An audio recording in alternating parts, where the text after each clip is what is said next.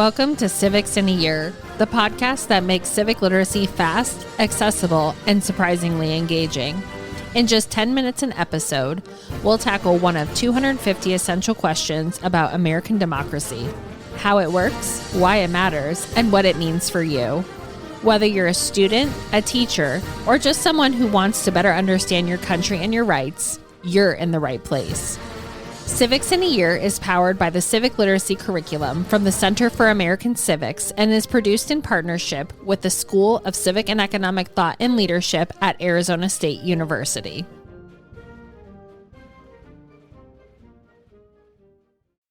Hi, my name is Audrey. I live in Arizona and I am in 11th grade. My question is, what are unalienable rights and which are listed in the Declaration?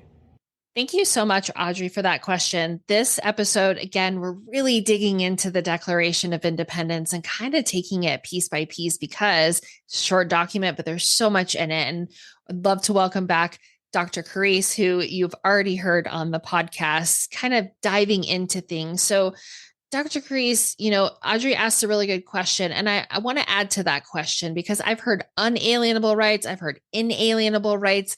What's the difference? Does it matter? And which are listed in the Declaration? Thank you, Liz. Great question.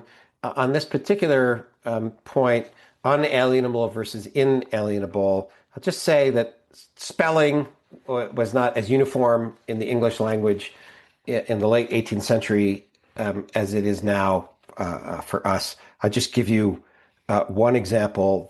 The second to the last paragraph in the Declaration, which begins, "Nor have we been wanting in attentions to our British brethren." It spells British with two T's, B-R-I-T-T-I-S-H. So I wouldn't make too much of it in versus on. It means the same thing here. Awesome. Unalienable here means, fitting with what we've talked about in earlier episodes, there are universal principles of justice, the laws of nature and nature's God, self-evident truths to all reasonable human beings who can just argue their way through what principles of justice are embedded in human nature. These rights can't be erased, canceled, removed by any human will, by any human government, by any human law, by any conqueror. You can kill me. You can imprison me. You can torture me. You can oppress me. Whatever, I still have the rights because I'm a human being. They're not alien. You can't take them away from me, alienate them from me or me from them because I'm a human being. Okay, so that's the meaning, however it's spelled.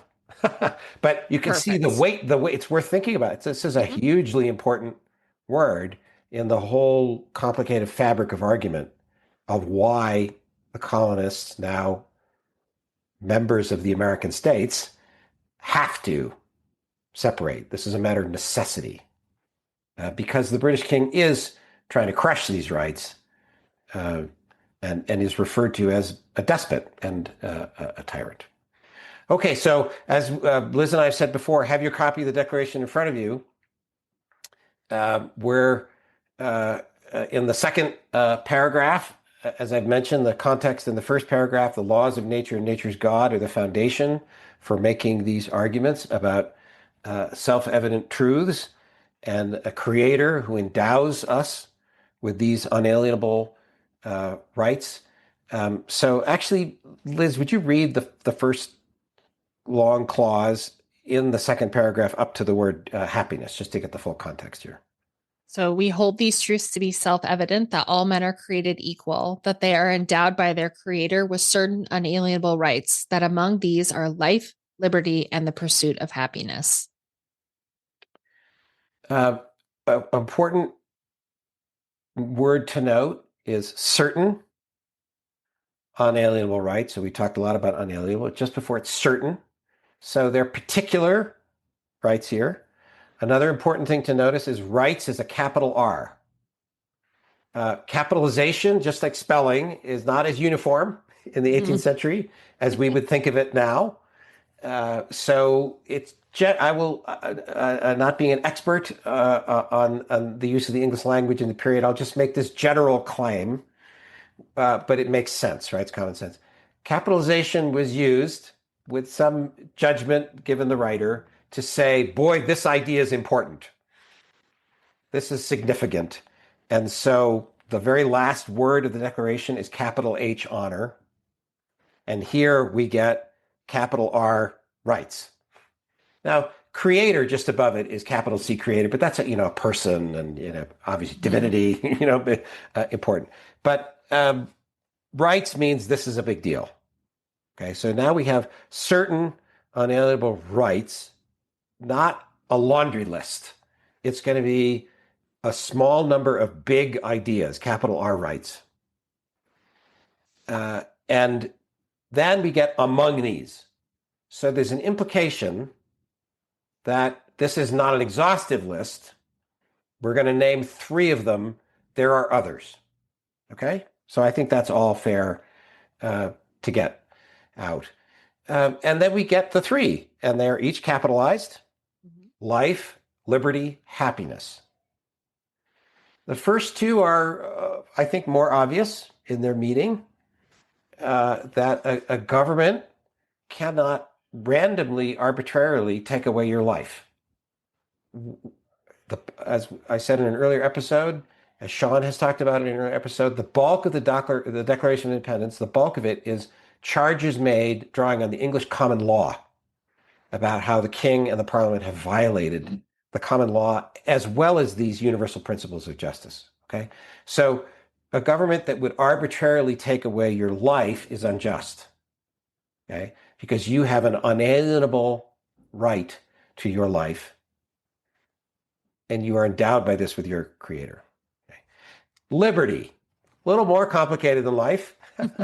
And the bulk of the Declaration tries to give a sense of what does this liberty mean? It means living under the rule of law. It means living according to these universal natural rights. It means, as we're going to talk about in another episode, consent of the governed as part of the necessary principles to form government, make sure it's the right kind of government.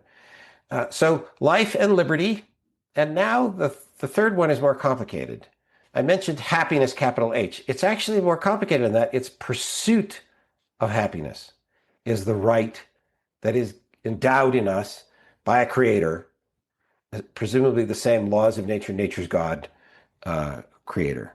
We hold this as a self-evident truth that we have a right by nature, all human beings, to pursuit of happiness. What does this mean? First, let's talk a little bit about what the happiness means. Does it mean like pleasure? I'm in a good mood and I feel good in my body, does it have a sort of strictly material meaning like that? Does it sort of mean whatever we like? Happiness for you, happiness for me, whatever you think it is. We also might notice, by the way, that for the philosopher John Locke, who's an important influence on the Declaration, in the second treatise of government, which he lays out the principles evident in these first 2 paragraphs about a right of revolution. If a government is oppressing you, denying your rights, his phrasing of the fundamental natural rights of human beings is life, liberty, and property. Mm-hmm. And he actually uses property as the larger concept to say our rights are our property, each individual person's property. It's very interesting that Jefferson, in his draft, and the Congress committee agrees with it, they use life, liberty, and pursuit of happiness. But as I said earlier, it's among these rights are life, liberty, pursuit of happiness. Property is there in the text of the Declaration as a right. Presumably one of these fundamental natural rights, because several of the charges listed, drawing on the English common law, refer to violations of property. But it is interesting that property is not there. So I'll say property is implicitly there, but it is demoted a bit from the status it had in Locke's philosophy. So the Americans are thinking a little bit independently of Locke, and I think they want to elevate things. So here's my reading of what happiness means. If it includes material pleasures and feeling good and I'm of Italian descent, so a nice glass of wine, that is not the whole story. Happiness means something bigger. And I'll refer, as I have a few times already, to the last word, the last clause of the Declaration of Independence. We mutually pledge, we signers, our lives, our fortunes, and our sacred honor. And even later in this second paragraph of the Declaration, there'll be a reference to the fact that if a government is abusing rights, suppressing rights, you have not only a right, you have a duty to throw off that government. You put those ideas together, a duty to stand up for your unalienable rights, and it's a matter of sacred honor. You put that together with pursuit of happiness. It suggests that pursuit of happiness means both private property, means enjoying a nice glass of wine. It means larger meaning in life. As a citizen, we're getting the implication, a self-governing citizen of a decent, free political order, and that you're going to exercise your rights and stand up for them if they're threatened. So this goes all the way back to the Greek philosopher Aristotle, who writes in a book called the Ethics, the Nicomachean Ethics is the full title of it, that the point of making the right decisions, what we call ethics, also called morality, the point of that is to lead a fulfilling life, to be a fulfilled, complete, proper human being. And he calls that happiness. The Greek word is eudaimonia. It's translated by some scholars as flourishing, human flourishing. So it doesn't just mean I'm in a good mood, happiness, right? And we know that Jefferson, Adams, other members of the Second Continental Congress, and they knew other people would be reading this, knew Aristotle, knew this ethical philosophy. So again, to conclude here, Declaration is a big, complicated document, big in the sense of big ideas and big ideas that we have to fit together. Here, it's happiness is included among the fundamental unalienable rights. It's pursuit of happiness. The government's not going to guarantee happiness to you. Any government's not going to. But you have a right by nature to pursue happiness. Of course, that's going to have to fit together with ideas of rules of law, and with other human beings who want to pursue happiness, right? Complicated. But as I talked about in an earlier episode, Lincoln being so impressed by the claim inserted here that all human beings are created equal, here's a big idea inserted into the Declaration of Independence. These three rights at a minimum, and there are others, of life, liberty, pursuit of happiness. Lincoln, in one of his fragments while president, or just before he's president, we think, in 1860, refers to the Declaration as an apple of gold and the Constitution as a frame of silver around it. The relationship between the Declaration and the Constitution. But just think about it, an apple of gold. It's from the Proverbs in the New Testament for Christians. This is signaling to Lincoln, this is not a merely political document. This is not a mere rebellion, a mere revolution. The Americans are stating from 1776, there are big stakes here for all of humanity, as well as for us. There are big principles of justice involved. And obviously these unalienable rights of life, liberty, and pursuit of happiness are part of that apple of gold.